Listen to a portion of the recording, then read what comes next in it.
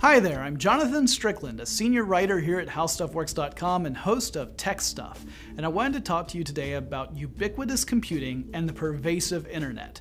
So, what are these things?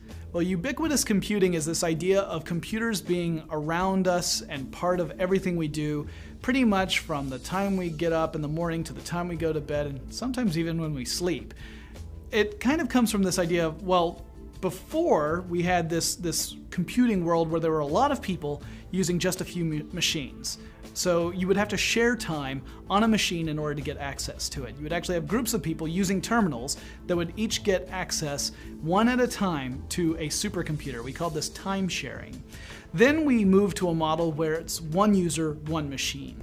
That's kind of the model we're in now, although we're shifting away from that, where you would have a computer and it would be a dedicated machine just for you. You can use it however much you like and you're not sharing it with anyone else. Well, then we've got the one user, lots of machines. That's where we're headed to now.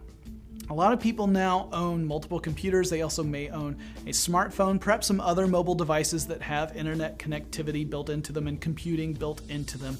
That's the idea behind ubiquitous computing. We build computers into other things around us so that we can interact with them in a new way.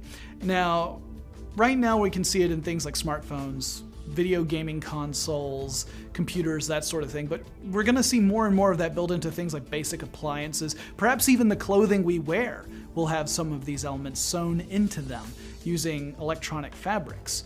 Now, if that sounds a little too far out to you, just remember that the smartphone alone can really add a lot of functionality to ubiquitous computing. Imagine downloading an app to your phone that, when it interacts with your home network, allows you to control things like your environmental controls in your house. This isn't science fiction, it's happening right now. It'll just be a little while longer before we get to a point where when you move from one room to the next, the climate controls change automatically based upon your preferences. It might come into a little bit of conflict when there's a bunch of people in the room and all of their preferences are at odds with one another, but we'll work that out as we get to it. Now, pervasive internet is a related idea. This is an idea where internet connectivity is universal. Pretty much anywhere you go, you'll be able to log into the internet. We're getting closer and closer to that too, although we still have problems with that. You might find dead spots where you have no Wi-Fi or cellular service, and getting connected to the internet might be a little difficult. You might have to have a satellite hookup, which is not cheap. But we're getting closer to having a pervasive internet experience. And the idea here is that between ubiquitous computing and pervasive internet, we'll be able to network everything.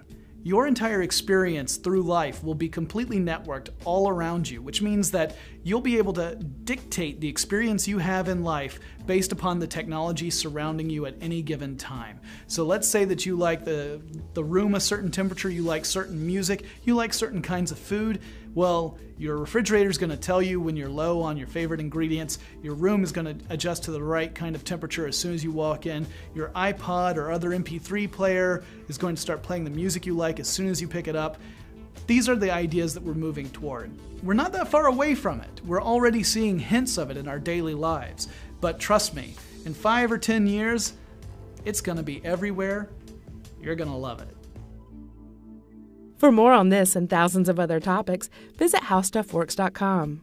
And don't forget to check out our other podcasts, free, on iTunes.